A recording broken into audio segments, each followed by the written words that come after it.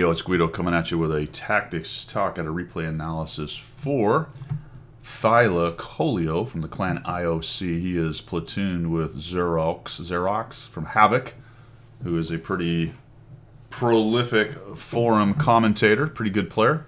He's in his, 907 there, and we have Thy in his mouse, both tier 10. The mouse is the tier 10 German super heavy tank. Used to be the superest heaviest, but I guess the Type 4s actually, or Type 5, sorry. Maybe even the Type 4 are heavier. But this is a pretty fantastic heavy tank. And they have loaded in here to Tundra and our top tier, which is a pretty good deal, of a 5-10. So there are 5 tier 10s and 10 tier 9s in this battle. And he's headed over here to the west side on Tundra. I keep forgetting what it's called. So this is a bit of a conundrum with a tank like his. Usually the very heavy tanks will go over to the west side and battle in that funnel right there where the object is already sitting. And the faster tanks will head over to the hill. But the question is, which one is more important terrain? And that is a heck of a question. Unlike a lot of maps that have kind of a high hill, this one is critical, but it's not absolutely critical. But I would say the important terrain tends to be on the east side more so than the west on this map. The question then is, do I trundle over there with my mouse and try to climb up that hill? And potentially the hill's won before I even get there, and then I'm not really a factor in the game. The other thing to think about is clogging up the west side with his mouse to keep any other heavies that the enemy sends over there from coming around and flanking. And I think it comes down to, you want somebody over on the west, but you don't need too many somebodies on the west. The problem with the west side, which the enemy will find out, is if you win it and push through and there's guys camping in the back, i.e. huge TDs like JPZs, there can be big trouble. The negative for coming over here in the mouse is if the hill loses big time, it's very difficult to come back across and support the cap because you've got that little channel right there where the 1390 is sitting. So let's get started. Enough of me yapping about that. Got some kind of interesting things happen here in this battle. Good shot there. I'd have taken that. Didn't quite see him enough, but ended up hitting the building right there. Scouts will often get in there to look for spots. Sometimes they're trying to get the artillery to get an early shot as you're attempting to get back here behind these rocks right here. Looks like there's a 103 and an E75 coming, but no sign of their tier 10s at this point. At least on this side. The Patton's gone right up the middle, so he's duking it out with the T54. And unfortunately, this team has 2 TDs sitting way in the back, JPZ and the JT. And even a 54E1 is back, camping back here, essentially in useless positions, except to snipe at things like that RU who are being foolish, or to attempt to take anything on that gets through the mouths in the 907. However, if anything gets through the mouths in the 907, those positions are probably not good anyway, because the rest of the team is more than likely dead or losing. JPZ is sort of going back and forth, not really committing.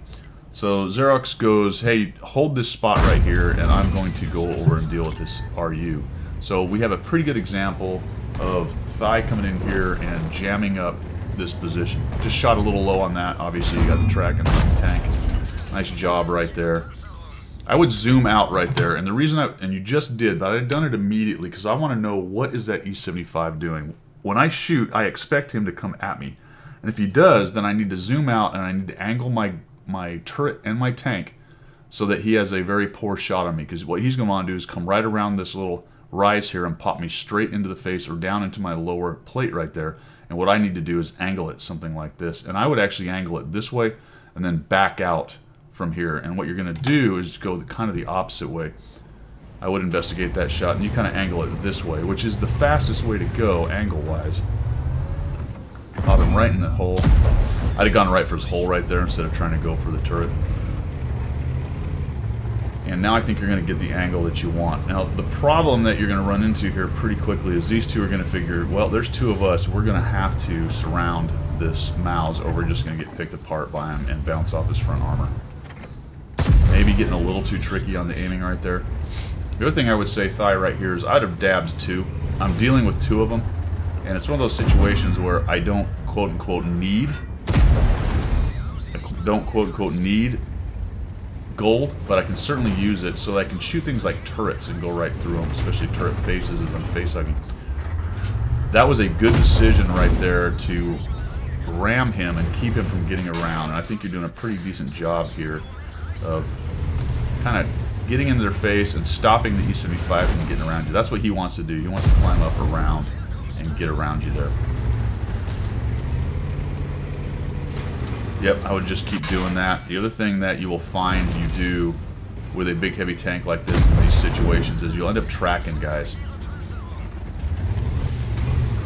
Good ram, just another 53, you might as well. This guy's trying to get around you, that's fine. Hammer him.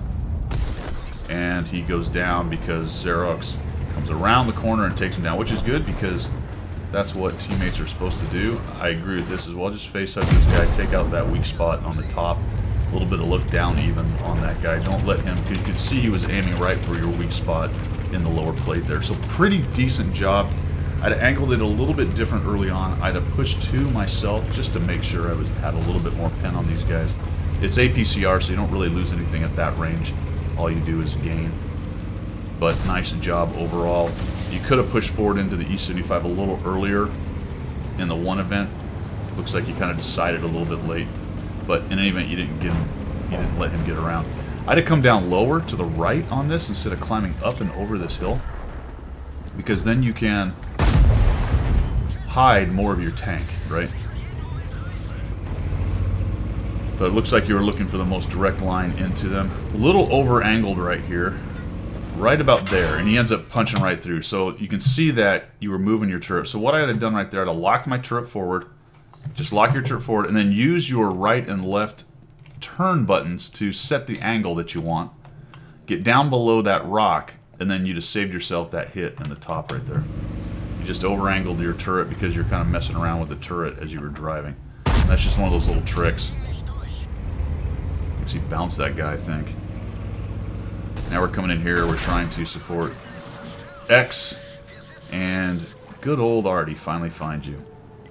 Alright, now you got an issue because you've got a 54 behind X. You're trying to deal with that guy. You don't really want to push forward and put the 54 behind you. So I agree with this backup right here. I might have even put a little more angle on myself as I backed up. Start angle, because you just gave him perfect side plate for his APCR to go through. And then just start looking in here. You're doing a lot of third person, that's fine. For me, I'd be more of a sniper. As I was ready to fire, I'd just zoom in and take that nice shot. I might even go for that sprocket kind of hit right there, because it gets around you. Really, you weren't reloaded. So nice job. Take that guy down, and now X is in big trouble. He's got not too many hit points left. Looking to somehow get this patent out. You guys, it's not lost. It's a bummer they have Artie, so the next little tiny shot at X is going to take him down, unfortunately. Any kind of splash, but that's good. Ooh, there he goes. That's the Artie taking him down. Now, this was an interesting decision for me, right? You've got 2 guys left, plus their Artie. You see the JPZ right here, but your JPZ is up top. So you have their JPZ in a crossfire, but there is the wild card of A, Artie, and B, the 54 lightweight. The problem is the 54 lightweight gets around one of you, you're in trouble. Especially the JPZ. The only way to avoid that is to keep the crossfire between you and the JPZ alive. You see this other JPZ come in and you go right at him. I definitely would not have done that. He's just going to come around and he shoots right in kind of the top of your armor as you're coming downhill. Whether he hits you on that front plate or the top of the armor, that's the deck right here, which is very weak, or that front plate, which you have given him a nice, less of an angle right there as you're coming straight down the hill at him, and he ends up taking you out with regular AP right through your armor. So I think you needed to stay up on top. It was still not a great situation, but you needed to keep this JPZ busy enough that maybe yours could either get a hit on him or hit the T-54, come around the corner of that rock, find the T-54, and kill him. If your JPZ did turn around and started taking on that one, and you'd get him into a crossfire, the good news there is if the 54 attempts to come around and get on your JPZ, then you have shots across there. The point of all that, and that's all speculation, but the point of all that is 2 is always better than 1, and you probably weren't going to solo the JPZ, so I would have just kept him busy, influence him down in that pit, make it so he can't really be a part of the fight. Maybe you figure out how to get that 54 lightweight out of the way, and then you guys can tag team the JPZ. But overall, not a bad game, man. 4,307, 2,200 blocked. Close one. Didn't end up being a win, but good job, man. All right, guys, hope you learned something. Hope you like what you saw here on the channel. If you did, make sure you subscribe, and we will see you.